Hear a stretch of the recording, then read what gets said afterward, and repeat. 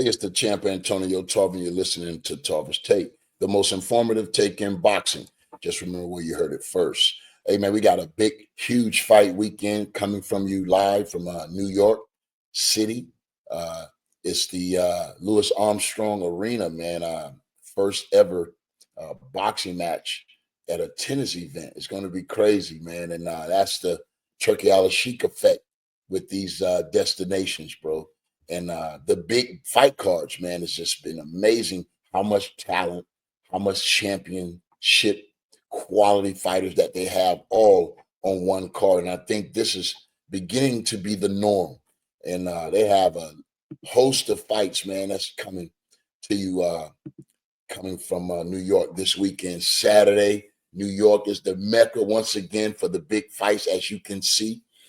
David Morell, the Cuban man, Olympian, boogeyman, monster, 11-1 with 9 knockouts. We know he just came off a close fight, fight of the year type fight against David Benavidez, in which he came up a little short in that fight. David came in with the experience, but I believe in this fight, he bounces right back into the frying pan.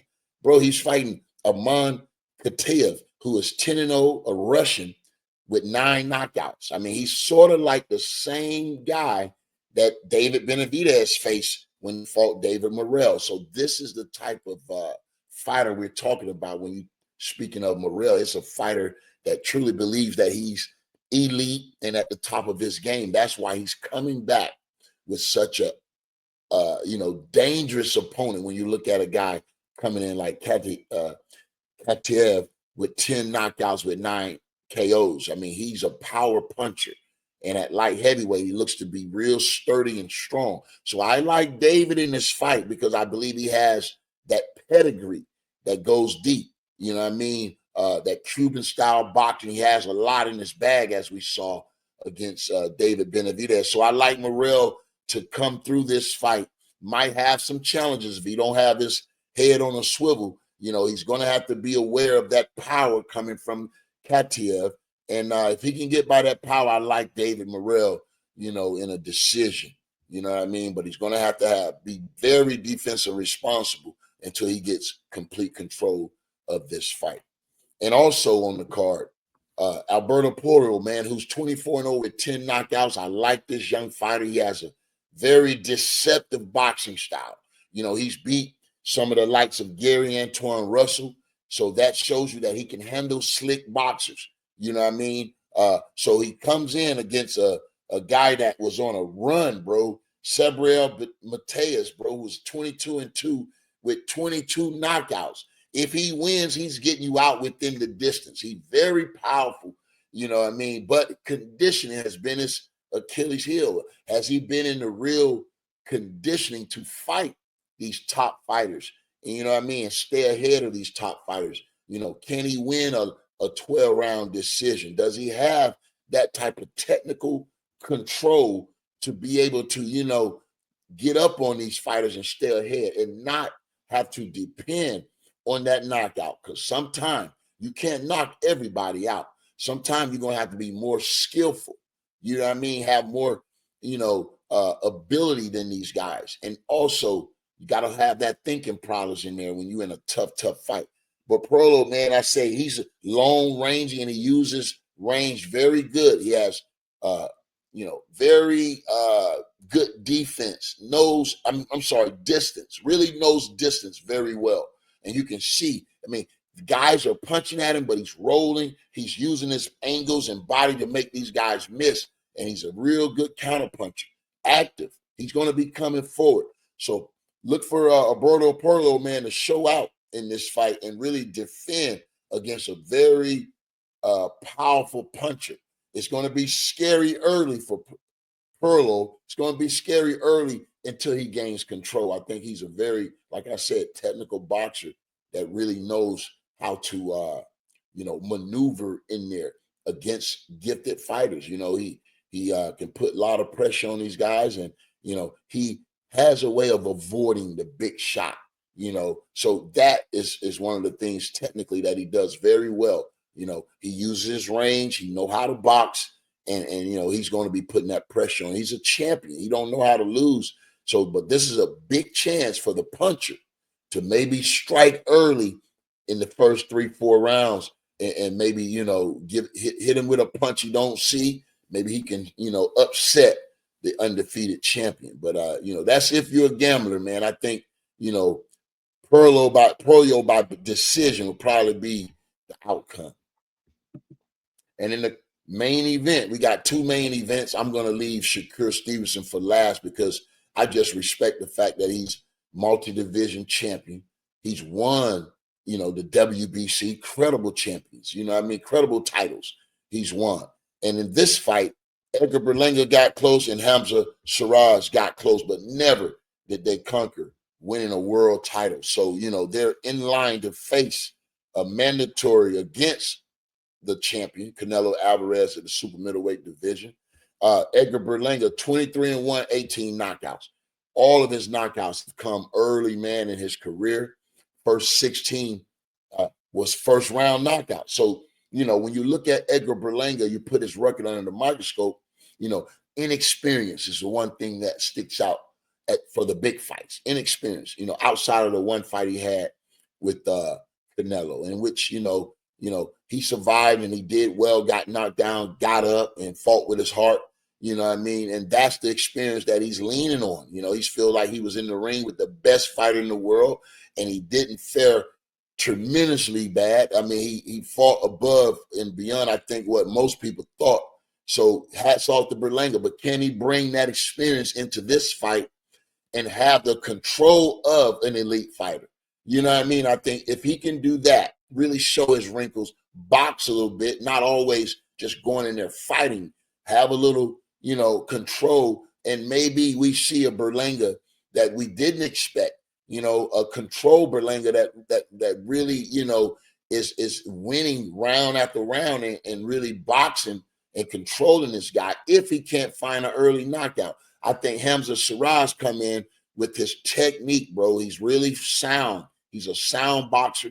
He ain't going to be making silly mistakes. So that in itself, is going to have Edgar Berlanga is going to have to be on his square, man. Meaning, you can't come in here thinking you just going to run this guy over with your attitude and with your confidence. Just bringing your attitude into this fight. I think you're going to need a little bit more of the technical aspect.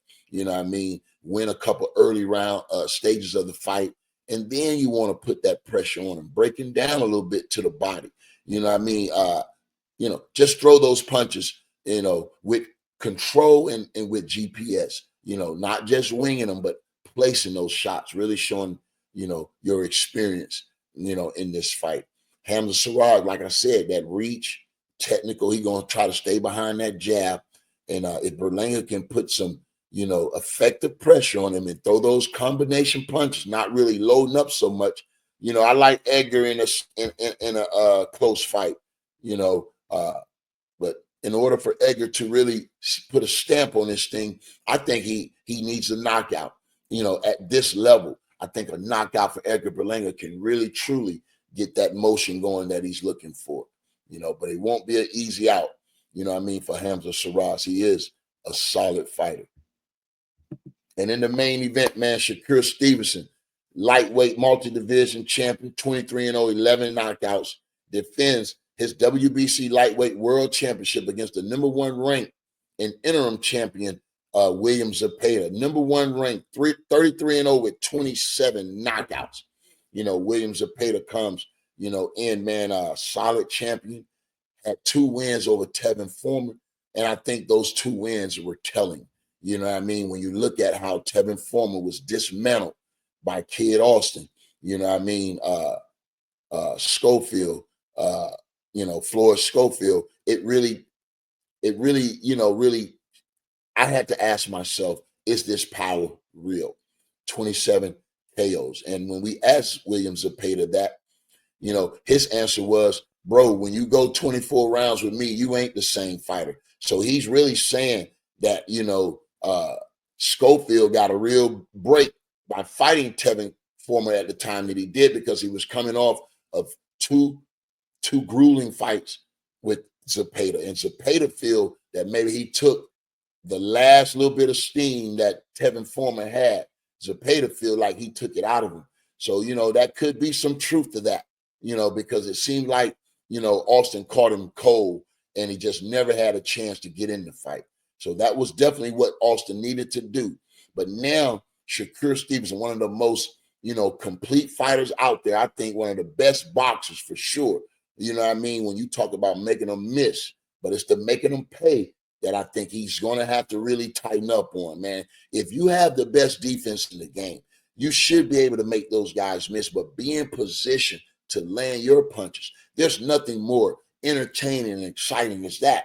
When you see a real boxer, really boxing and using all of his skill set, man. And I think, if Shakur Stevens can put that together, that defense, offense, movement, box, make this guy look as if he's out of his league and out of his class, then that's entertainment to me.